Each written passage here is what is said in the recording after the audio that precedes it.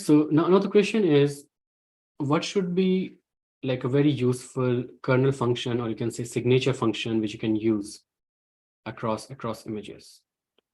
And of course, derivatives play a very important role here.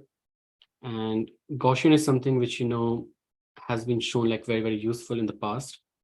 And what we do is we use like the second derivative of Gaussian, which if you remember, like is also Laplacian of Gaussian, this kind of curve, right, which can actually detect interesting patterns in your input image, and it can help you in estimating like the variation in scales between two different images.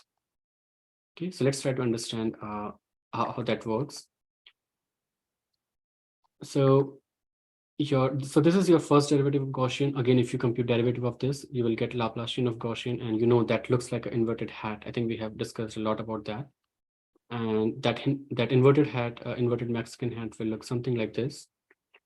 Now, if you look at this filter, this is kind of, if you try to visualize, this is kind of a blob structure, right? Whenever you have some kind of like very, very unique thing in your images. So what we can do is, if we say that we are describing our key points in terms of blobs, then we can use this Laplacian of Gaussian to actually detect those blobs in your input images. Okay, and again, blob, this is just one example. You could have like any other pattern as well. But even if we can actually detect these patterns in two different images, it will help you in estimating the scale, right? It doesn't have to be like any unique pattern. It's up to you, like what pattern you're trying to match. Okay, so let's try to do that using these blob kind of structures. Now, let's say you have these kind of blobs in your input images, and these are your kernels, which again are Laplacian of a Gaussian. And again, these you are using at different scales.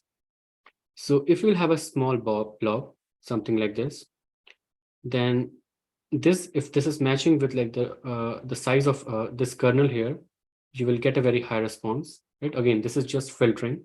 You are using this as an image patch, and you're using this as a kernel. So you know that if you perform filtering, it's just doing pattern matching. So if you use this kernel, it will give high response for this particular blob because the size is kind of almost similar, right? But this won't give you any response for this bigger blob, because this is like much larger scale. Okay, so everything will be just filtered out. You won't get anything. And this red curve here is showing exactly that. Okay, so as you move from like the small filter on the bottom to the bigger filter on the top, as you're changing the scale, this red plot is actually showing you the response on this kind of input. Okay, so this curve tells you like for this blob, you will get good response for this kernel, but you will get nothing for this bigger kernel, and you will get nothing for this smaller kernel either. Okay, so this is matching with this.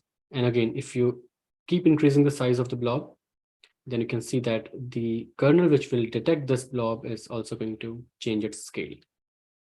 And for this bigger blob, you can see that this kernel is going to match with this. Right, so once you know that, why this is interesting, because if you use all these different scale kernels in your input image, then based on when you're getting higher response, you can actually tell what's the scale of your input image.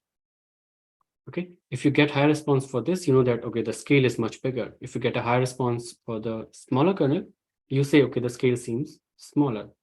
And in all this, the kernel is not changing. It's the same kernel. It's just a different scale.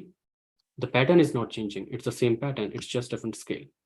Okay, so that's the whole idea about having multiple scales and to be automatically able to detect like what's the scale of your input image.